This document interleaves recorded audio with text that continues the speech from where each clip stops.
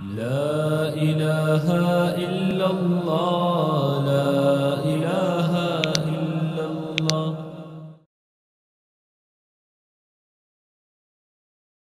Allah ne ressemble à aucune créature. Allah a créé le monde et tout ce qu'il contient. Il est la perfection absolue, c'est-à-dire qu'il n'a aucune imperfection. Il ne ressemble donc pas à ces créatures car sinon, il aurait besoin de celui qui le fait exister, tout comme ces créatures, et le besoin est une imperfection. Ainsi, il n'a aucune ressemblance avec ces créatures, ni du point de vue de son être, ni de ses attributs, ni de ses actes.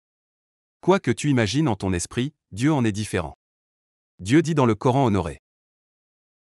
الحمد لله الذي خلق السماوات والأرض وجعل الظلمات والنور.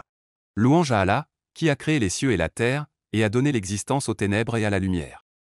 Ce verset signifie que c'est Allah qui a créé les cieux, alors qu'ils n'existaient pas, et il a créé la terre, alors qu'elle n'existait pas.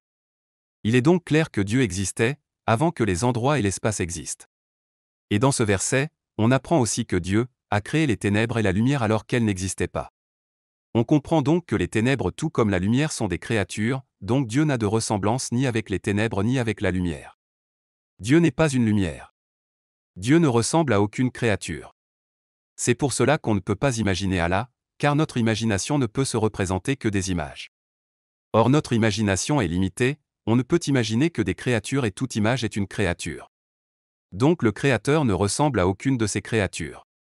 Ceci est conforme à la parole des savants. Ce qui signifie, مهما تصورت ببالك فالله بخلاف ذلك. quoi que tu imagines en ton esprit, Allah en est différent. Allah n'est pas un corps. Selon la terminologie des théologiens de l'islam, le corps c'est ce qui a une longueur, une largeur, une épaisseur. Le corps est composé, il a des parties et une forme. Tous les corps ont besoin d'espace pour exister, c'est-à-dire d'un lieu où ils sont localisés. Par ailleurs, les corps sont soit immobiles, soit en mouvement, ils ont une forme et des couleurs. Il n'est pas valable selon la raison que Allah soit un corps et cela est confirmé par les textes religieux. En effet, si Dieu avait été un corps, il aurait eu des semblables innombrables et ne serait donc pas unique. Or l'unicité est le fondement de l'islam. Donc la raison saine n'accepte pas que Allah soit un corps. Ainsi Allah est celui qui existe sans qu'il soit un corps. Allah est le créateur des corps, comment en serait-il un? Il est celui qui existe sans endroit et sans direction, car celui qui est dans un endroit et une direction est forcément un corps, et Allah n'en est pas un. Donc on ne dit pas qu'il est dans un endroit ni qu'il est partout, on dit au contraire qu'il existe sans endroit. De même, on ne dit pas qu'il est dans une direction ou dans toutes les directions, on dit au contraire que les 6 directions ne le concernent pas, ou qu'il est exempt des directions. Ceux qui ont connu Allah sont ceux qui ont cru qu'il existe selon ce qui est digne de lui, c'est-à-dire sans avoir de ressemblance avec quoi que ce soit. Preuve dans les textes que Allah ne ressemble pas aux créatures. Parmi les preuves dans le Coran de la non-ressemblance de Dieu aux créatures, il y a le verset 11 de Sourate Ash-Shura.